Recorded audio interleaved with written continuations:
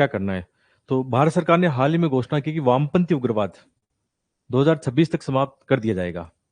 तो इस पर आपको कुछ नहीं लिखना। ये जो लाइन है वो तो क्वेश्चन बता रहा है अपनी तरफ से कि ऐसा हो गया है, इस पर आपको कुछ नहीं लिखना। ठीक है, ये किसकी डिमांड नहीं है। ये नहीं पूछ रहा। कई बच्चे ऐसे करते हैं कि इस लाइन को देखा तो लिखेंगे कि कैसे समाप्त हो जाएगा, उसको लिखेंगे वो। अभी तक नहीं पूछा उन्होंने। आप यहां से शुरू हुआ आपकी डिमांड। एक तो ये डिमांड है कि आप क्या समझते हैं इसको लेकर। एक डिमांड, छोटी डिमांड है ये। तो इसको आप चाहो तो इंट्रो में बता सकते हो या बॉडी पार्ट में थोड़ा सा बताना है, लंबा नहीं खींचना इसको। मेन डिमांड है जनता इससे किस प्रकार प्रभावित है, ये मेन डिमांड है। एक पेज आपको इस पर लिखना है। मेन डिमांड पकड़ना सीखो कि मेन डिमांड क्या है, जिसको थोड़ा बहुत एक्सप्लेन करना है। तो वो ये है कि जनता इससे किस प्रकार प्रभावित है, यानी क्या इसका प्रभाव है। नेगेटिव इंपैक्ट ही है इसका, नेगेटिव इंपैक्ट पूछ रहा है वो। और इसको कैसे समाप्त कर सकते हैं, इसके उपाय क्या है। तो जैसे ये अपना स्ट्रक्चर कैसे बनाएंगे, ये आपका 2 पेज के अंदर, मान लो 2 पेज आपको मिले वहां लिखने के लिए। ठीक है, अभी भी कई बच्चे क्या करें, स्ट्रक्चरिंग पर काम ही नहीं कर रहे। मैं इतना समझा चुका हूं कि आप ना प्रॉपर स्ट्रक्चर लिखो, जैसे आपको मॉडल आंसर मिलते हैं। जैसे आपको मॉडल आंसर मिलते हैं उस तरीके से लिखोगे तो बहुत अच्छे नंबर आएंगे आपके। टू दी पॉइंट लिखो, एकदम कचरा लिखना ही नहीं है, कुछ भी नहीं लिखना, अनावश्यक कंटेंट। जैसे यहां आपकी कॉपी में क्वेश्चन आएगा, यहां से इंट्रो शुरू करोगे। तो अब इसमें इंट्रो शुरू कर सकते हो कि जैसे सबसे बढ़िया इंट्रो लिखे तो कैसे लिखे, गृह मंत्रालय, इसमें बढ़िया रिपोर्ट आती है। गृह मंत्रालय की एक रिपोर्ट का हवाला देना कि गृह मंत्रालय की एक रिपोर्ट आई थी, उसमें बताया गया था कि जैसे 2010 के आसपास 150 से अधिक जिले इससे प्रभावित है। और आज ये सिमट के 2025 में कितना हो गया, 18 जिलों तक पहुंच गया है।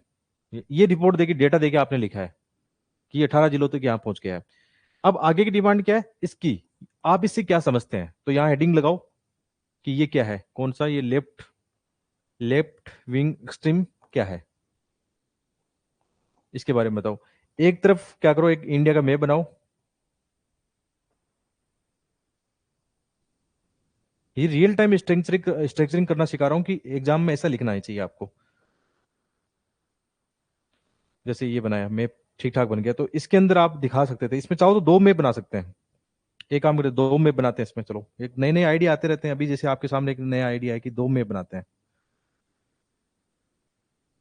मैप थोड़ा सही से बनाने की प्रैक्टिस कर लेना।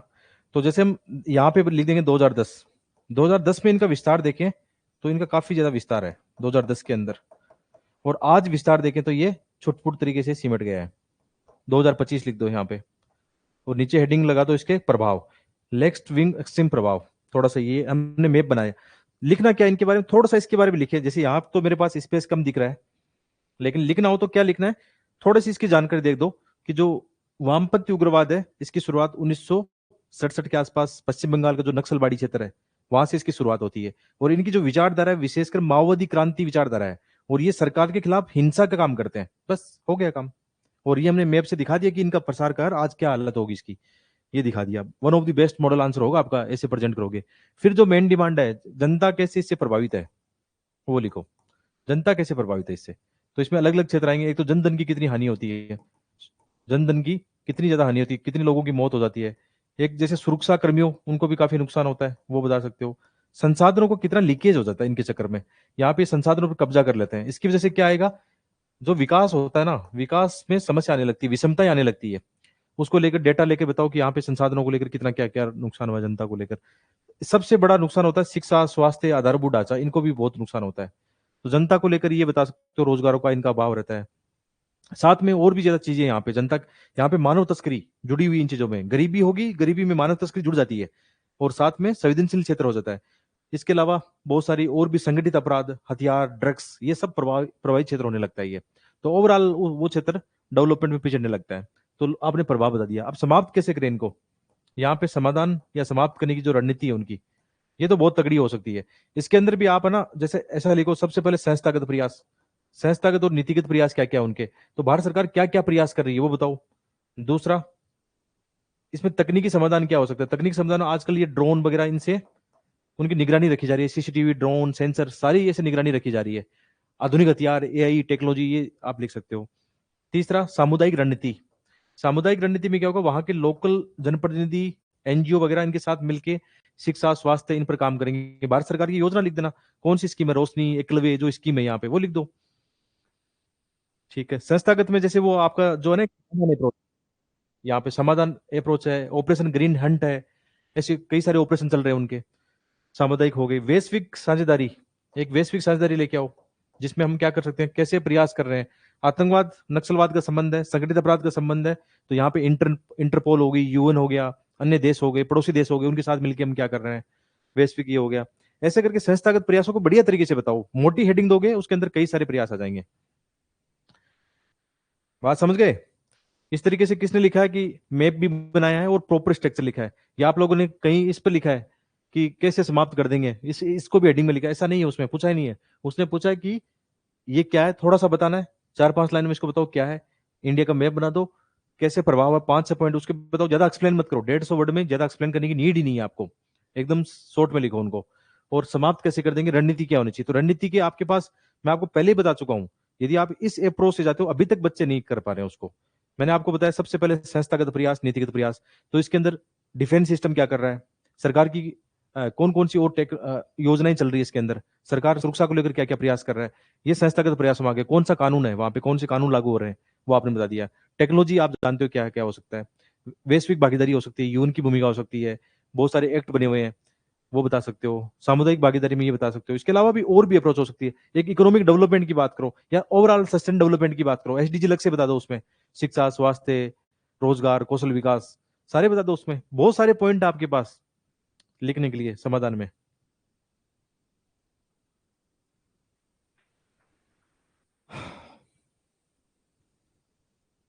ठीक है,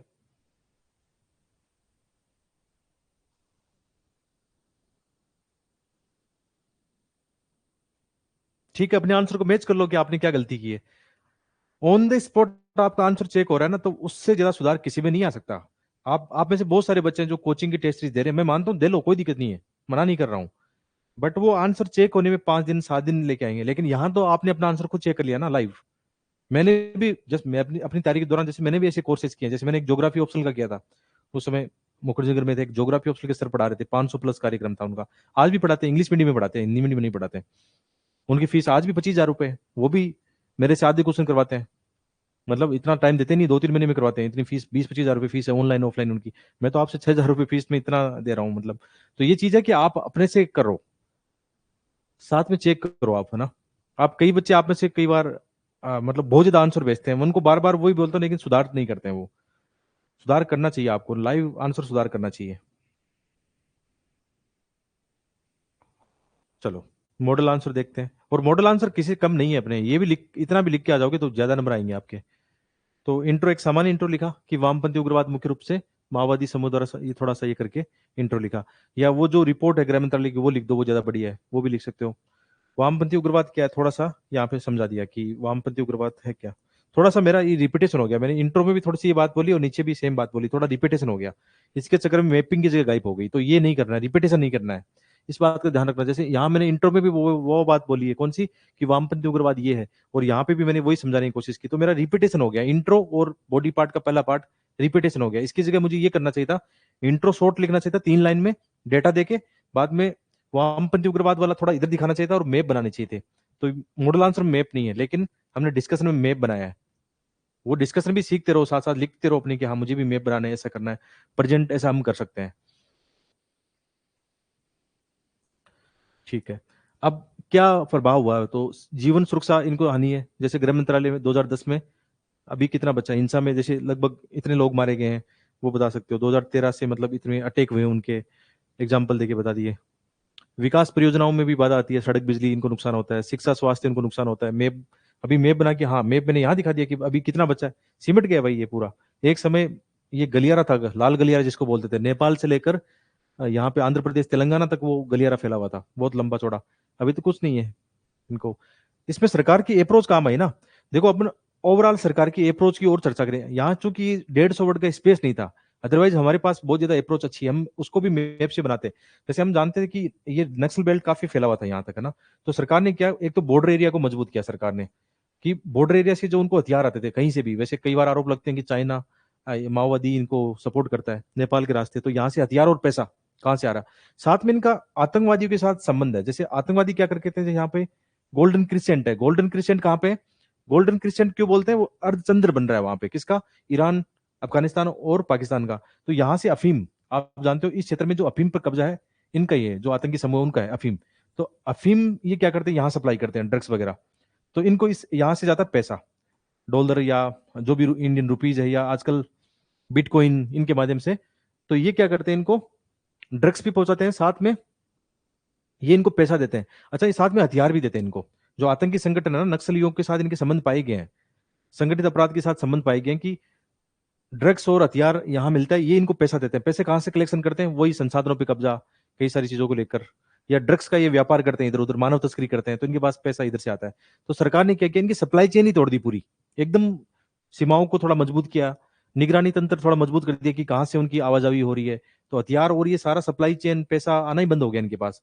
और फिर जो ज्यादा मतलब हिंसा कर रहे हैं उनको पकड़ पकड़ के समाधान किया गया उनका। और दूसरा, डेवलपमेंट बहुत जरूरी है। आप यदि बल से दबाओगे तो वो दबेंगे नहीं, फिर ज्यादा हिंसा करेंगे। डेवलपमेंट बहुत जरूरी है। तो स्थानीय लोगों को शिक्षा, स्वास्थ्य, रोजगार, सड़क, ये सब चीजों से सरकार की एक अच्छी अप्रोच है। इसको हम बोल सकते हैं बहुमुखी रणनीति बोल सकते हैं, मल्टी डायमेंशनल अप्रोच, जिसमें ना केवल डिफेंस सिस्टम मजबूत होगा हमारा, टेक्नोलॉजी का हम अच्छे से इस्तेमाल करेंगे, साथ में जो लोकल डेवलपमेंट है उस पर हम फोकस करेंगे, ताकि लोग पढ़े लिखे, तो पढ़े लिखेंगे तो वैसे भी इनकी जो गतिविधियां उनका शिकार नहीं होंगे फिर। तो कैसे स्वशासन, रोजगार, ये सब चीजों को लेकर अप्लाई किया उन्होंने। मैप छोटा बना दो, क्या दिक्कत है, छोटा बना सकते हो। तो इनको आपने शिक्षा, स्वास्थ्य, सब बातें के लिए, आर्थिक विकास की इनकी बात कर लिया आपने। समाप्त कैसे करें, अब स्पेस कम था तो इस तरीके से प्रेजेंट कर दिया। कैसे समाप्त करने की जो रणनीति थी उनकी, प्रयास थे उनके, सुरक्षा पहल को लेकर समाधान रणनीति उनके, ऑपरेशन ग्रीन हंट है या प्रहार है, ड्रोन निगरानी, सैटेलाइट आ गए यहाँ पे, विकास आधारभूत ढांचा, ये सब आ गए, शांति पुनर्वास की जो व्यवस्थाएं हैं, कानूनी संस्थागत कदम है। और भी मेरे पास स्पेस होता तो मैं 10 लिख देता, लेकिन इतना स्पेस ही नहीं है। बस आप इस अप्रोच से लिख सकते हो। और शॉर्ट में कभी कभी ऐसे एक्ट लिख सकते हो, शॉर्ट में कोई बुराई नहीं है उसमें। कभी कभी आपको शॉर्ट में इंग्लिश का लिखना पड़े तो लिख देना, कोई दिक्कत नहीं है। अब इसका हिंदी लिखते यूएपीए का ना, तो अजीब सा लगता है वो, या इसका ईडी का लिखते हम हिंदी, तो प्रवर्तन निदेशालय की भूमिका, वो लंबा चला जाता। तो शॉर्ट में भी दिखा सकते हो, जीएस में कोई प्रॉब्लम नहीं होगी। निबंध वगैरह में शॉर्ट मत लिखो, यहाँ शॉर्ट दिखा सकते हो। और लास्ट में बढ़िया से निष्कर्ष एंड करो कि सरकार की सुरक्षा, विकास, संवाद आदि की रणनीति से क्या कर सकते हैं, तभी तो ये परिणाम हुआ कि हम 2026 तक इसको समाप्त कर देंगे। पॉजिटिव एंड करो इसको, हाँ कि समाप्त हो जाएगा, वास्तव में दिख भी रहा है कि समाप्त हो जाएगा वो। तो उत्तरी पूर्वी भारत राज्य में आंतरिक सुरक्षा, शांति प्रेम कौन सी प्रमुख चुनौतियां हैं, कौन कौन सी चुनौतियां, पहले पार्ट में ये बताओ, लगभग 1-1.5 पेज में आप बता सकते हो इसको। ये मोटी इसकी डिमांड है, इसको थोड़ा सा एक्सप्लेन भी कर सकते हो। फिर विगत 1 दशक में सरकार द्वारा कौन से सहमति पत्र और शांति समझौते किए हैं। आपने कई बार सुना होगा कि भारत सरकार, जैसे केंद्र सरकार है, गृह मंत्रालय है, वहाँ के जो लोकल है उनके साथ किस प्रकार उनके साथ शांति समझौते होते हैं, उनको लेकर आपको लिखना था। कुछ कुछ इसमें डेटा और फैक्ट चाहिए। अब ये आपको टॉपिक याद नहीं हो, डेटा फैक्ट नहीं हो, थोड़ा सा मुश्किल हो जाएगा। आपके नोट्स से उसमें मिल जाएगा, नोट्स में काफी ये दिए हुए हैं चीजें, उनको आप दिखा सकते हो।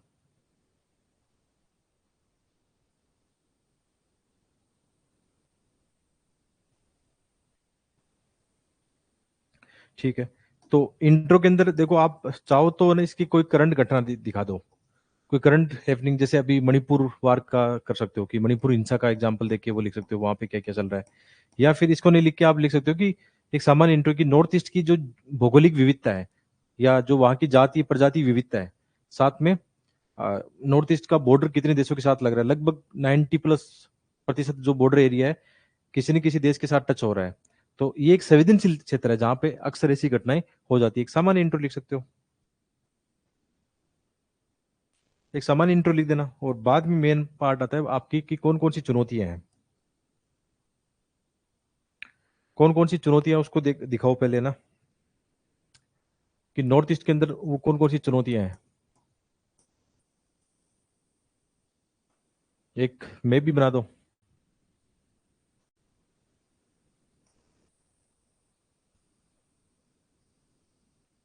आराम से मैप बन गया। यहाँ पे असम है, सिक्किम है, थोड़ा सा दिखा सकते हो, कोई दिक्कत नहीं, मेघालय है, यहाँ पे मिजोरम है, मणिपुर है, नागालैंड है, और यहाँ पे अरुणाचल प्रदेश है। तो यहाँ पे म्यांमार है, यहाँ बांग्लादेश है, यहाँ चीन है, तो और इस तरफ नेपाल है। तो काफी ये संवेदनशील क्षेत्र हो गया, आप दिखा सकते हो। अब आप देखोगे यहाँ पे जैसे इस तरफ से नक्सल बेल्ट है, आप जानते हो इस तरफ से नक्सल बेल्ट है, तो नक्सलवाद का इनके साथ संबंध है। बांग्लादेश से क्या आता है? अवैध शरणार्थी। बांग्लादेश से अवैध शरणार्थी इधर आ रहे हैं। अवैध शरणार्थियों की समस्या है, यहाँ पे मैप में दिखा सकते हो अवैध शरणार्थियों की समस्या। इस तरफ से बहुत सारे आतंकी जो उग्रवादी संगठन है वो यहाँ पे शरण स्थली कर लेते हैं एक तरह से। चीन से भी आप जानते हो कई सारी चीजें फंडिंग से लेकर आ सकता है। और इस तरफ वो भी है, गोल्डन ट्राइंगल भी है इस तरफ। गोल्डन ट्राइंगल कहाँ कहाँ है? जो म्यांमार वाले रास्ते से, यानी अफीम का कॉरिडोर कह सकते हो आप। अफीम कॉरिडोर है, इसका मतलब ड्रग्स भी यहाँ पे बहुत ज्यादा आएगा। इधर से आप कह सकते हो हथियार, ऐसे करके हो। ये एक अच्छा सा मैप बना सकते हो, उसमें मैप में दिखा सकते हो। ठीक है, कौन कौन सी चुनौती, आप चुनौतियों को यहाँ लिख दो। एक तो चुनौती सबसे बड़ी भौगोलिक विविधता। भौगोलिक चुनौती कह सकते हो पहले, क्योंकि वहां काफी ज्यादा पहाड़ी क्षेत्र है, सड़कें नहीं बन सकती। और ये मुख्य भूमि से भी एक कौन से चिकन कॉरिडोर से जुड़ा हुआ है, ठीक है, सिलीगुड़ी वाला जो है। तो यहाँ पे कहीं ना कहीं ऐसी समस्या है, भौगोलिक समस्या भी आप कह सकते हो। दूसरा फिर वहां पे समस्या है आतंकवाद की समस्या है, या उग्रवाद की समस्या है वहां पे, वो बता सकते हो। इसके अलावा ये है ना, ड्रग्स, हथियार, ये बहुत बड़े क्षेत्र में फैले हुए हैं, वहां के युवाओं को काफी नुकसान कर रहे हैं। सबसे बड़ी चुनौती है वहां की जो विविधता है, जातीय, अलग अलग जातीय और प्रजाति जो है, विविधता, ये भी एक चैलेंज है। वो आपस में इनके लिए लड़ते रहते हैं फिर। सबसे ज्यादा संघर्ष इनके आपसे ज्यादा है, चाहे मणिपुर में आपने देखा होगा एग्जाम्पल, या और भी कहीं भी दे सकते हैं। इसके अलावा और क्या, अवैध शरणार्थियों की समस्या है। इसके अलावा समस्या है जो स्टेट एक्टर और नॉन स्टेट एक्टर है, उनकी गतिविधियां, वो भी तो फंडिंग वंडिंग करते रहते हैं, हथियार वगैरह प्रमोट करते रहते हैं चीजों को लेकर। तो आपने बहुत सारी चुनौतियां और उनके एग्जाम्पल बताए और एक मैप प्रेजेंट कर दिया। मैप बनाना सीख गए ना, मैप तो बना सकते हो इजीली आप। फिर इसका क्या है समाधान, पूछ रहा है क्या? हाँ, पिछले एक दशक में क्या क्या हुए हैं। तो 2015 से लेकर अभी 10 सालों में क्या क्या हुआ, नागाओं के साथ शांति समझौता, मणिपुर के अंदर क्या शांति समझौता है, मिजो से लेकर असम में बोडोलैंड को लेकर जो जो उनके शांति एग्रीमेंट हुए हैं, उनको आप बता दो कि भारत सरकार की अच्छी पॉलिसी है, वास्तव में काफी ज्यादा सुधार हो गया है वहां पे कुछ क्षेत्रों को छोड़ के।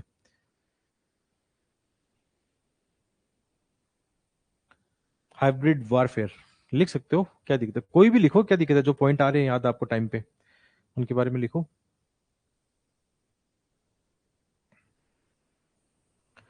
तो उत्तरी पूर्वी राज्यों में भौगोलिक अलगाव है, जाति प्रजातीय संघर्ष, अलगाववादी आंदोलन, सीमा विवाद, काफी संवेदनशील क्षेत्र है। कौन सी चुनौतियां है, तो वहां पे जातीय पहचान आधारित असंतोष वहां पे अक्सर रहता है। आप मणिपुर हिंसा में एग्जाम्पल देखना, मैतेई और कुकी के बीच में। तो ये अलग अलग जो वहां पे जनजाति कह सकते हो, उनके बीच में आपसी संघर्ष भी चलते रहते हैं, वो बता सकते हैं। दूसरा, सीमा विवाद और विदेशी तत्वों की घुसपैठ इसमें काफी रहती है। भारत म्यांमार सीमा, हथियार बंधक दरवई आते रहते हैं। बांग्लादेश सीमा से अवैध जो प्रवास होता है, माइग्रेशन होता है। विकास की कमी और युवाओं का संतोष, कई बार मुख्य भूमि से थोड़ा दूर भी तो हो गया ना, वहां पे उतना ध्यान नहीं दिया। आजादी के बाद में हमने उतना डेवलपमेंट पे उस क्षेत्र में फोकस नहीं किया जितना आज हम फोकस कर रहे हैं। तो वो बता सकते हो। नशीले पदार्थ, हथियारों की तस्करी, ये सब बता सकते हैं। सूचना युद्ध और सोशल मीडिया, उग्रवादी संगठन। तो ऐसे करके 6 पॉइंट बता दिए। फिर कौन सी शांति पहल हुई है, उनका खाका बनाना आपको। तो 2015 में नागा फ्रेमवर्क एग्रीमेंट हुआ है वहां पे। 2019 में बोडो शांति, ये थोड़ा पार्ट टफ था, इसमें याद रखने वाली चीजें ज्यादा थी। तो नोट्स के अंदर लगभग चीजें दी भी होगी, आपको आराम से मिल सकता है। ये वैसे न्यूज़पेपर में काफी आता रहता है, कई बार जब भी न्यूज़पेपर में ऐसी शांति वार्ता होती है तो अच्छे आर्टिकल आते हैं, तो वहां से भी ये नोट्स बना सकते हो।